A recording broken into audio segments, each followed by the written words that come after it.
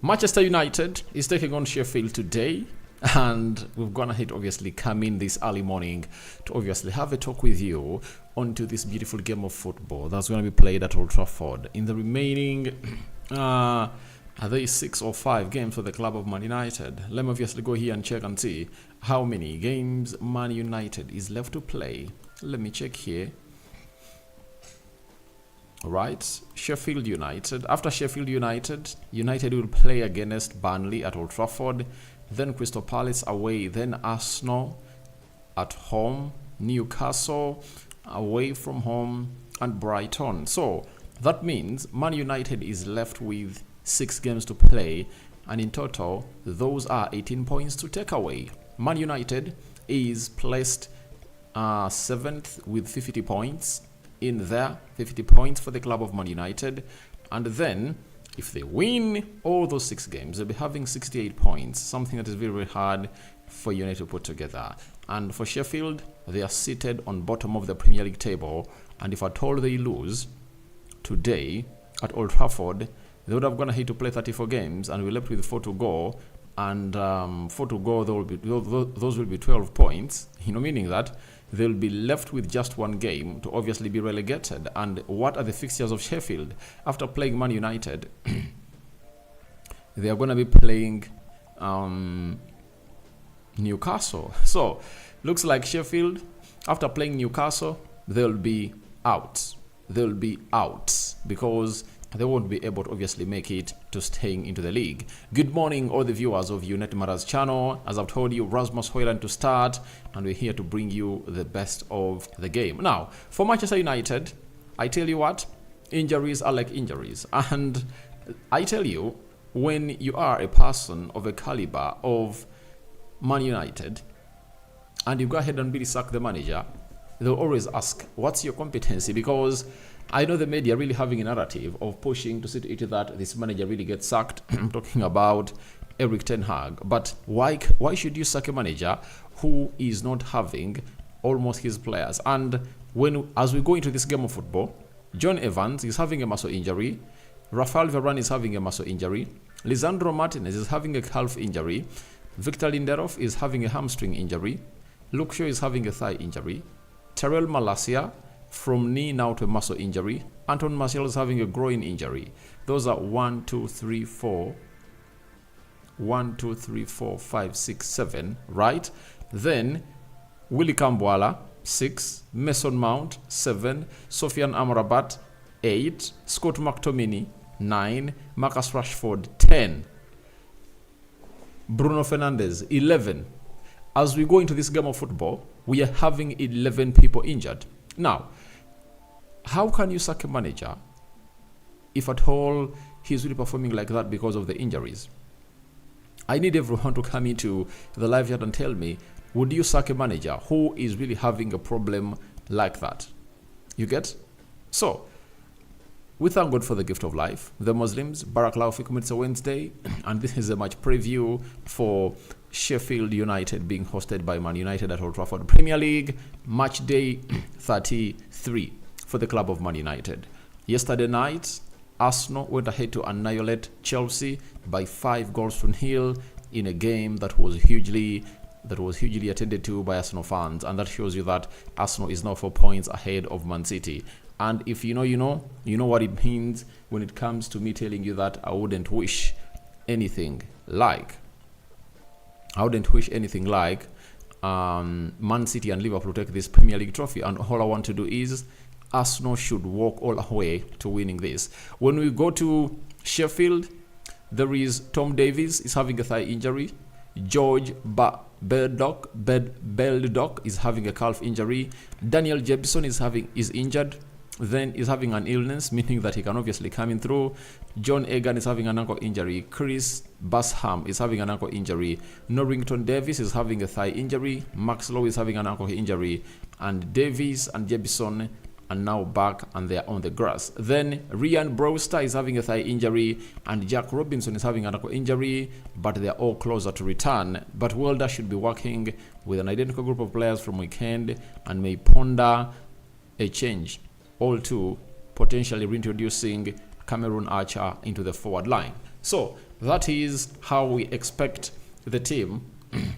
Those are the players we expect to be out. But for Bruno Fernandes, Scott McTominay, Marcus Rashford, and Alejandro Garnacho, they'll have to undergo what we call a late fitness test. I came out and really did that story that all those players are really injured, but I tell you, Ten Hag said they are going to be undergoing what we call a late fitness test. If at all they pass it, then they'll be good to go into the starting 11 for the club of Man United as we play against Sheffield. But out of those four that Ten Hag told us that went ahead to obviously add themselves onto the injury list for the club of Man United, I anticipate that more are really going to come in through to obviously put in a shift for the club of Man United and see to it that all goes our way. So let's get into the game itself.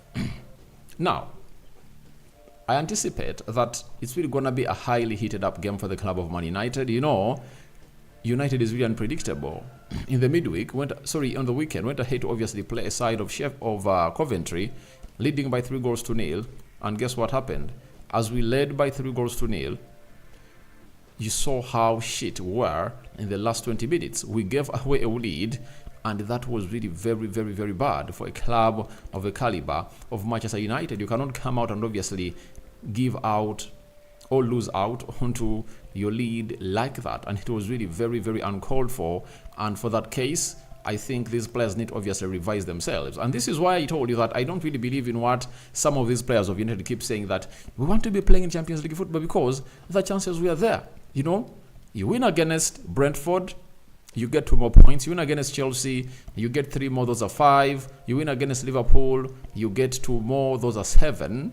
You know, you win against Bournemouth, you get 2 more points, those are 9. Meaning that would have been a spirit of a fighting team to go into the Champions League, and those would have gone ahead to be 59 points as per now. So we dropped 9 points in the previous 4 games we're going to hit to play, and there is no player of Man United that can confirm to me that, or affirm to me that they are really gonna do that. And that's why my pondering tells me they are not good to go. They are not good to go, and they're not the right people to be having at the club of Man United, and they should obviously be shown the exit door. That's why I'm really one of those that was going to obviously to come out and tell the board that we need what we call a shake up. Shake up, do move on the players that we believe cannot do the job, and let's obviously get in players that can really get us into a better shift. So that is it through, and let's get into the starting 11 for the club of Man United. But Ten Hag was really furious as far as the team of Man United was and how they went ahead to perform. He went ahead and really lashed at those players in the dressing room after that 120 minutes that was capped up by the penalties, and it was Bruno Fernandes, Dalot, Rasmus Hojlund who scored the winner. And there was another player that took a penalty. Who was that player? Casemiro missed. Dalot came in through and scored. I've forgotten the other player that took a penalty. But all in all, Man United went in through, but Ten Hag was a furious man. He was really a very unhappy man as far as that was concerned. Now, with his deeply injured squad, let's obviously get into what we think is going to be the probable starting 11 for the club of Man United. You know, system is a 4-2-3-1. You hear me? I've not even gonna talk about Aston Villa or Tottenham Hotspur or what, because for me, I told you, all I want us to see is playing into a final of the FA Cup when Lisandro Martinez is back, Luke Shaw back, at least a fully fit squad of Man United back to do the job. That's what I'm waiting for. But for the rest, guys, I'm done. I think our season is capped in a very bad manner, but there is nothing that is really going to stop us from really getting prepared for a better season of 2024-2025, as Omar Berrada and Jason Willox are in to really see to it that this team really goes winning. Even Dan Ashworth looks like he's close to coming to Man United and getting us a very huge goal in here. Now, if you are to go to the probable starting 11, obviously Andre Onana, who is really in epic form for the club of Man United, and I tell you what, he's really one of those people that is going to have to grow into the game. If he better gets a permanent centre back partnership, I tell you, next season he's really going to come in through and obviously put in very good efforts. When you look at the list of goalkeepers that have got to keep in clean sheets You know, he's really one of those that is going to hate to keep. Where is the list? He has going to hate to keep 8 clean sheets. Can you imagine? For a person who plays in a central defense, let me check here. United center back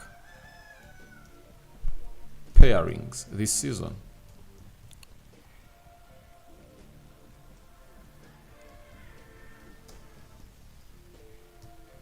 I want to know how many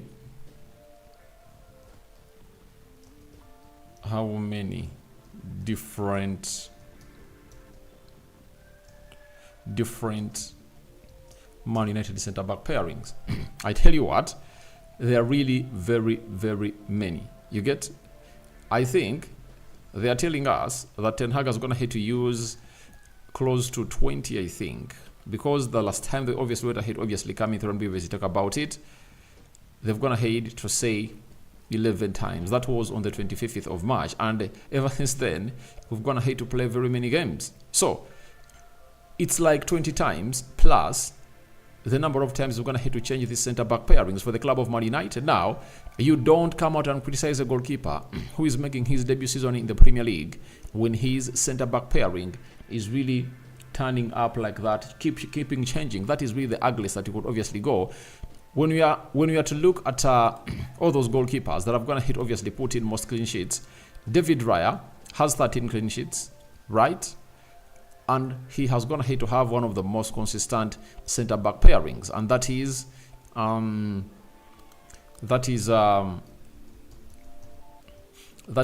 Gabriel Magalhaes and William Saliba. Then the other guy in goal is Pickford, who plays for Everton.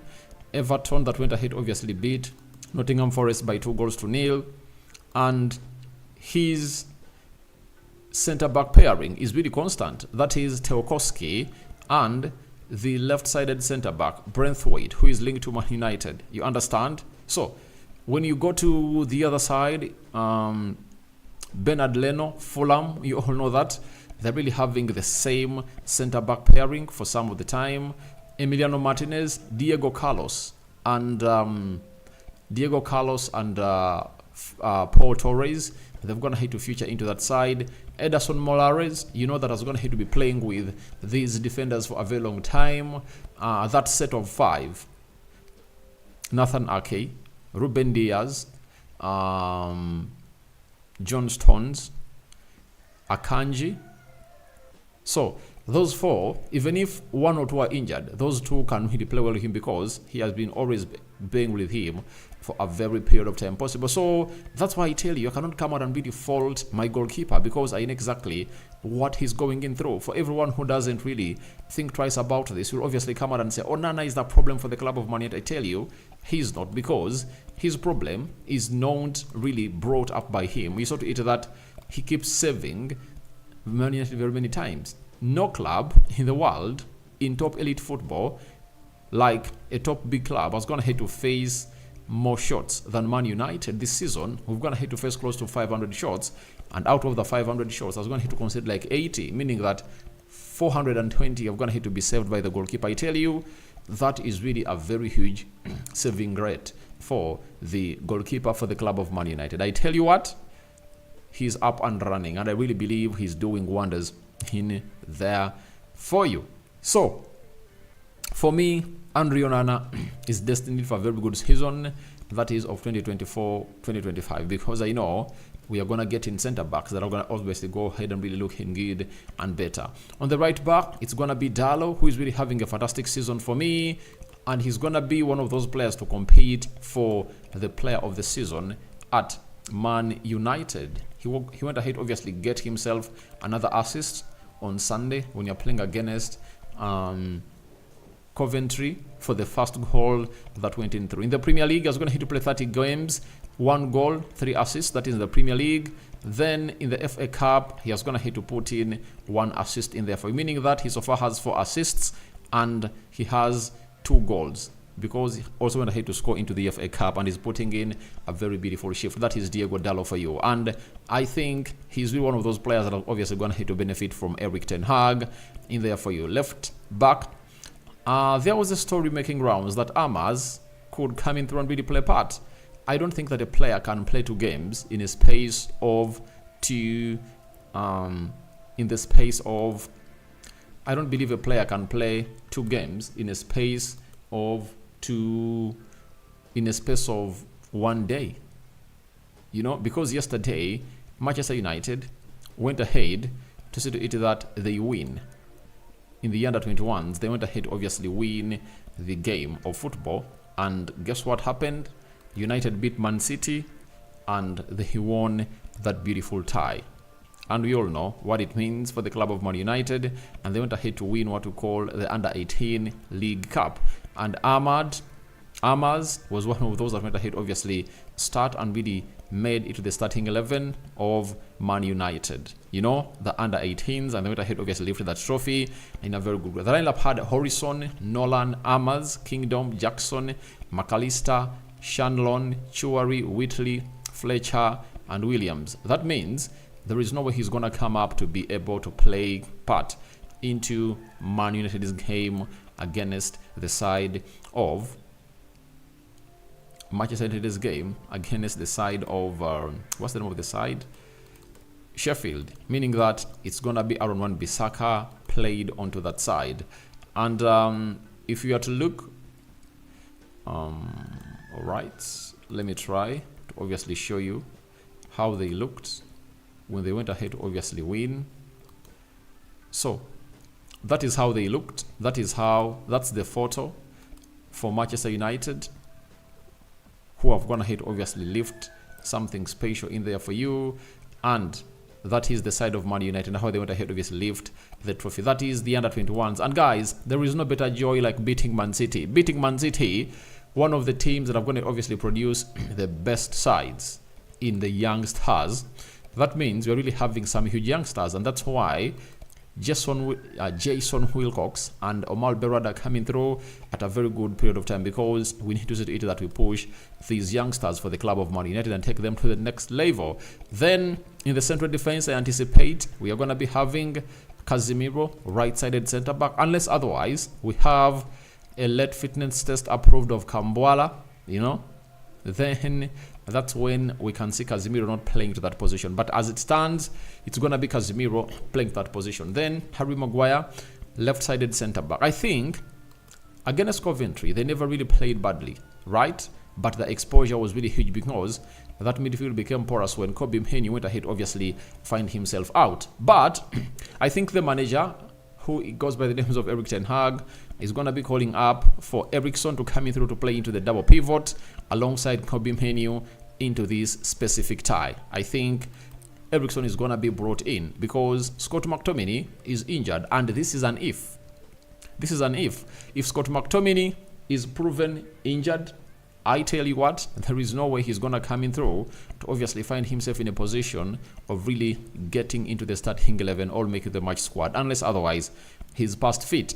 If Scott McTominay is past fit, you'll anticipate that it's going to be Kobe Mhenny and Eriksson. But there is one thing that Erik ten Hag doesn't know, that prior to the season, he came to Man United, Scott McTominay was being played as a centre-back by his Scottish national team.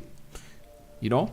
And I think for better results, he would have gone ahead to think about playing Scott McTominay in the central defense with Harry Maguire and then put Casemiro and Kobe Mhenny into that double pivot. But when you look at the number of goals Scott McTominay has gone ahead to score this season, I think no manager can obviously play him into that defensive position because he knows exactly what is missing when he doesn't play him as the possible player into the double pivot. Then we go to the central attacking midfielder. Obviously, it goes to none other than Bruno Fernandes Borges playing as a central attacking midfielder into that ilk. And I know exactly what this man really offers for the club of Man United. He went ahead to score a goal, and I tell you what, he's really an epic form of really scoring goals. In the recent 5 games he's going to play for Man United, I think he's going to score. Remember, he opened up his scoring against Chelsea, he scored 1 against. Then we played Liverpool, he scored 1. Then we played Bournemouth. He came in through and really went ahead to score a brace. Those are 4. And in the game that went ahead to play against Coventry City, went ahead to pull a 3rd goal for the club of Man United to give us a comfortable lead. So those are how many? 5 goals in like 3-4 games. I think he's on fire. And if I told you to talk about a person who is really going to go ahead and really score, it's going to be Bruno Fernandes. Hope you're pondering about that, because the beauty of Bruno Fernandes is when he starts scoring goals like that, he doesn't end. And he has also went ahead to meet up with the Portuguese national team in their last meetup, and he confirmed that, or confessed that he has not been having the best of a season at Manchester United. And when you look at the goals that are going to come in through, they are coming in late, but I think they should continue to come in, because at least I want to see us play in Europe. Even if it's the UEFA Europa League, we better be placed that side and see to it that we play on Thursday. That is it. Because I don't see any other chance of us winning what you call a Champions League spot. If they are to take 5 teams, Spurs is left with 6 games.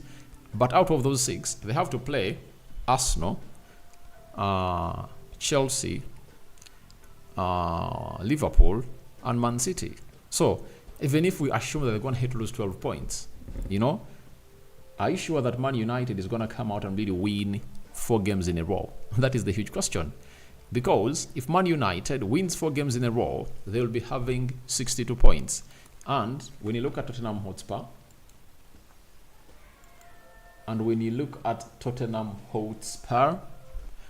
when you look at the table, what is the Premier League table? I want to have a look at it. When you look at Spurs, they're having 60 points. So we can accumulate 18 points, taking us to 68 if at all we win our remaining games. And Spurs, if they lose their 4 games, they'll be having 60 points, and Man United will be having 62. So that means Man United will need to see themselves really win 1 more game. Because when you look at Spurs, they're not having some sweet fixtures, because they are playing again on Sunday, right? After that, they'll play Chelsea and then Liverpool. So they're having 3 games in a row, and I don't know how they are going to really tamper with them. But out of the other 4 teams, they are left with Sheffield, they are left with Burnley, right? They are left with Sheffield and they are left with Burnley. And how many games are they going to hit to play? They're going to hit to play 32 games. So those are the 6 games that Spurs is left with. Sheffield and Burnley. Those are the sides that are really very, very weak in this league. But if they win those 2, they go to 66 points. So that means for us to have any chance to go into that 5th position, we need to win the remaining 6 games. And pray to it that Liverpool, Arsenal, Chelsea, and Man City beat the side of Tottenham Hotspur, which is going to be hard. Unless otherwise God is on our side, but I don't see it happening. We'll need the hugest magician ever to take us to that level. I tell you what, we'll need the hugest magician ever to take us to that level, because it's not going to be easy as taking water. Then on the right, I think it's going to be Anthony, starting as a right attacking midfielder for the club of Man United. And I would have gone ahead to go Ahmad. I tell you this. I would have gone ahead to go with Ahmad Diallo, but I don't know what exactly the manager is really going to come in through to say. But I would 100% go Ahmad Diallo into that ilk, because I think Ahmad Diallo deserves to start a game of football and see how he really behaves into that encounter. Not so, guys, don't you think so? We need to see Ahmad Diallo coming in through to start for the club of Man United and see how he obviously does that job. Then, however much Ten Hag showed us that Garnacho was really injured, I anticipate that he's going to really show up on the night to obviously play onto the left attacking midfield of the game. And if at all Rashford and Garnacho are all injured, then that's where you get in Ahmad Diallo to play onto the to the right, and Anthony to play onto the left. All else, you can really find another midfielder if at all, like Mason Mount is back. You play Bruno wide left and Mason Mount in the middle of the park. Then who is leading the line? Obviously Rasmus Hojlund will lead the line for the club of Man United. So that is my probable starting 11 for the club of Manchester United, and that is the match preview for us here onto the United Matters channel. I hope you guys are really having fun wherever you are, and here we come in peace to bring you the latest news and information as far as it really goes. So hope you guys are really having fun, and we're gonna hit obviously come up with that probable starting 11. And however much Garnacho, Bruno Fernandes are really doubtful for this encounter, I think they will pass what we call the late fitness test, obviously show up. My hugest prayer is for Kambuala to see to it that he gets back, such that Casemiro pushes into that midfield and really get us going. Because when you look at the side of Sheffield, they are not an easy nut to crack, I tell you. You know, however much they've gonna hit lose to Burnley in the recent game they played in the league, but they can come in through and obviously shock us. I tell you, they can come up and shock us because they're having their striker who goes by the names of Mark Bunny, right?